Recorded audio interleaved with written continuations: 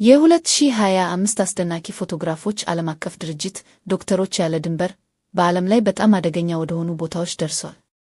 ደቡብ ሱዳን መጋቢት 2025 ጆን ኬልማቻር በዶክተሮች ያለ ድንበር የሚሰራ ፊዚዮቴራፒስት በተቃጠለ ውሃ ውስጥ ተወድቆ ከባድ ቃጠሎ የደረሰበትን ዴቪድ ሎንጋር በአሃል በድርጅቱ የተደገፈ ሆስፒታል ውስጥ ባለው የፊዚዮቴራፒ ክፍል እየረዳው ነው።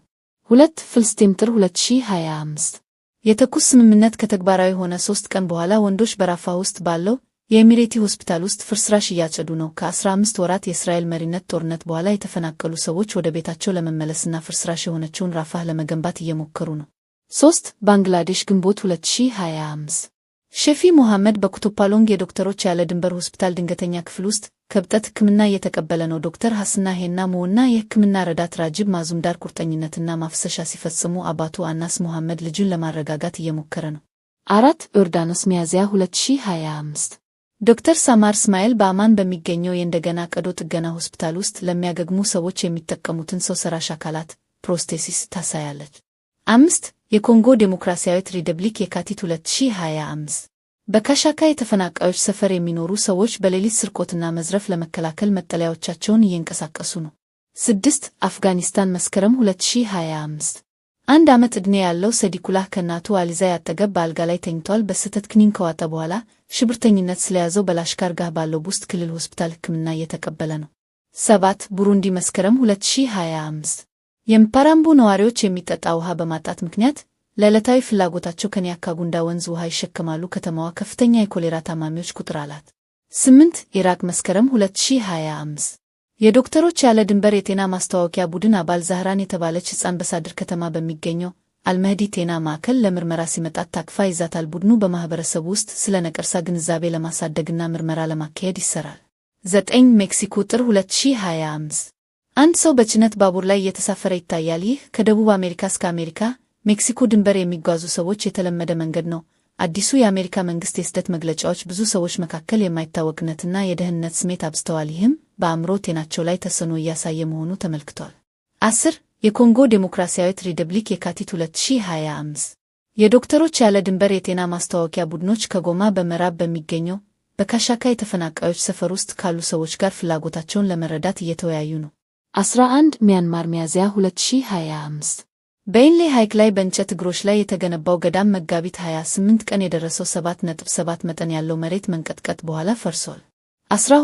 ጣሊያን መስከረም 2025 በአግሪጀንቶ የሚገኘው ለአነስተኛ ዕድሜ ስደተኞች የመቀበያ ማዕከል 13 የኮንጎ ዴሞክራሲያዊት ሪፐብሊክ ነሐሴ 2025 በሩቱሹሩ ማጣቀሻ ሆስፒታል ያሉ ቀዶ ጥገና ሐኪሞች በመድፍ የተመታ ወጣት ታካሚ ሕክምና እየሰጡ ነው።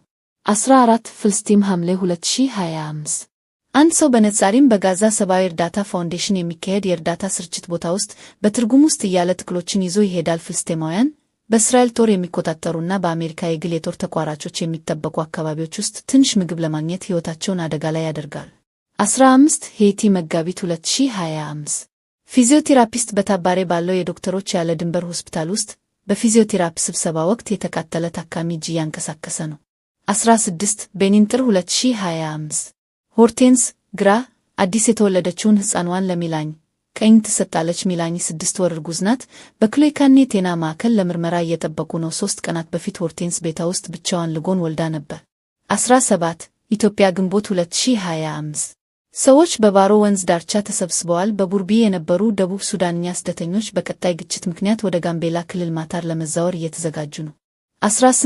የሜዲትራኒያን ባህር ህዳር 2025 የዶክተሮች ያለ ድንበር ቡድን በአዲሱ የፍለጋና ማዳን መርከብ ኦይሆን ላይ የ27 ሰዎችን ቡድን ከእንፋሎት ጀልባ ላይ ከመስጠም አደጋ አድኗል። በሚቀጥለው ጠዋት በላምፒዱሳ ጣሊያን በደህና ወርደዋል። ደቡብ ሱዳን የካቲት 2025 አንዲት ሴት በጀርባን ከሚገኝ የውሃ ማከማቻ ውሃ ታወጣለች። ያልታከለ ውሃ ከባድ የሆድና የመፍጫ ችግኝ ሊያመጣ ይችላል። ቻድ መስከረም 2025 የዶክተሮች ያለ ድንበር ሰራተኞች በአድሬ የምግብና የንጽህና ኪቶች ስርጭት ወቅት መረጃ እያረጋገጡ ነው።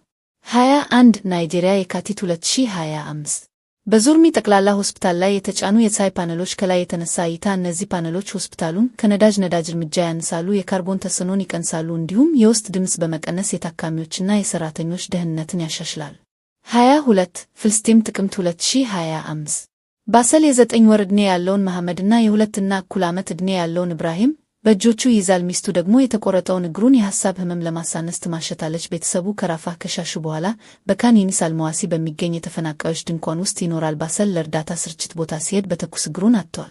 23 ሶሪያ ግንቦት 2025 ታካሚዎች በምስራቃዊ ጎታ ሐሙሪያ በሚገኘው የዶክተሮች ያለ ድንበር ተንቀሳቃሽ ክሊኒክ ለምርመራ እየጠበቁ ነው። የድርጅቱ ቡድኖች ከ10 ዓመታት በላይ በኋላ ለመጀመሪያ ጊዜ ወደዚያ አካባቢ ተመልሰዋል። 24 ስዊዘርላንድ ሰኔ 2025 ጄኔቫ እንደ ሰላምና ዓለም አቀፍ ዲፕሎማሲ ምሽግ ተቆጥራ ቢታወቅም የቴሳይስ ታውቴስ ሰራተኞች በጋዛ ስትሪፕ ያለውን እገዳ ለማቆምና ሰብአዊ መርሆችን እንዲመለሱ መንግስታትን ለመጠየቅ ተሰብስበዋል። 25 የመን ሚያዝያ 2025 አዲስ የተወለደ ሕፃን በአልሰላም ሆስፒታል ውስጥ ባለው የሕፃናት እጅግ ከባድ ሕክምና ክፍል እንክብካቤ እየተቀበለ ነው።